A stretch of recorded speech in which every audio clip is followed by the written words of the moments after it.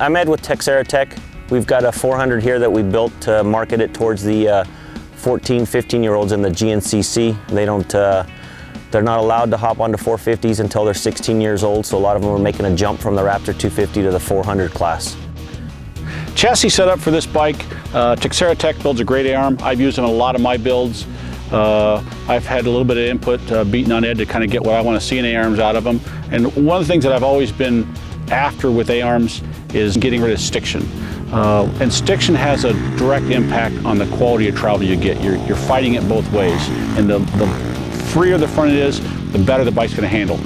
So what Teixeira does on his arms, he offers them a budget way where you still use bushings, the nylon style bushings, but on a quality build, you go to the uniball on the lower, the uniball is common on some factory quads. Upper use a needle bearing, so basically both top and bottom A-arms are connected to the chassis using a bearing system that's going to have virtually no stiction, and that really helps.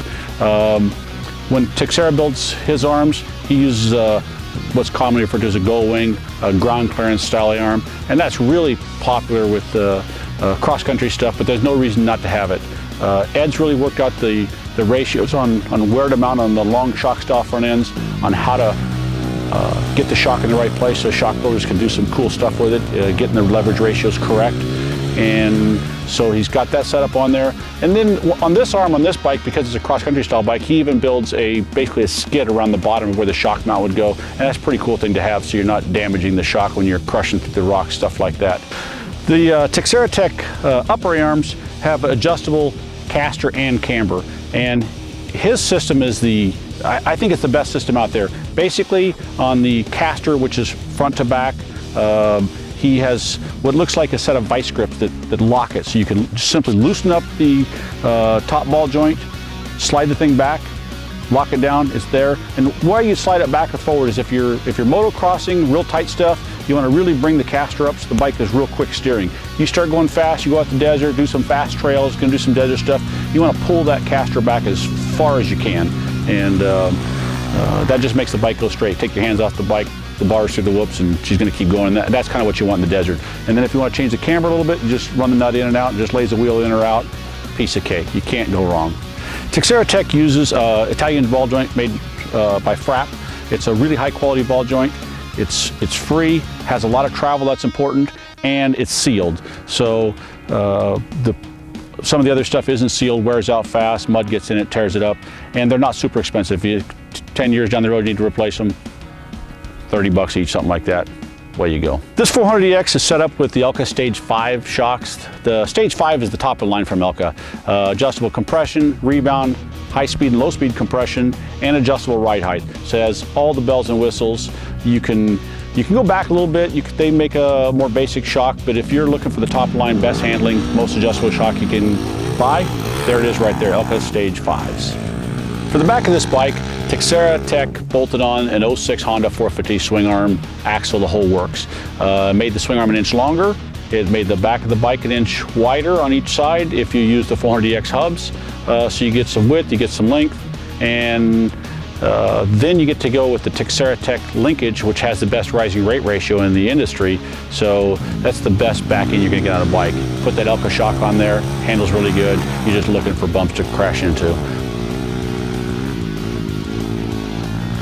The frame has a gusset kit. Teixeira Tech makes a really nice gusset kit. It's very comprehensive.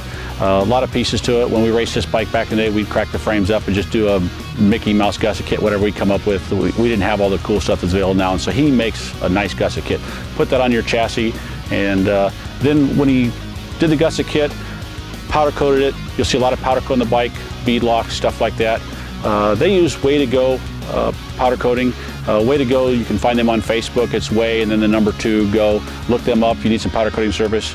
They've got all the trick colors. They do the candies and that kind of stuff, which you'll see on this bike. Front of this bike has a precision steering stabilizer on it. The precision stabilizers are great. Extremely adjustable.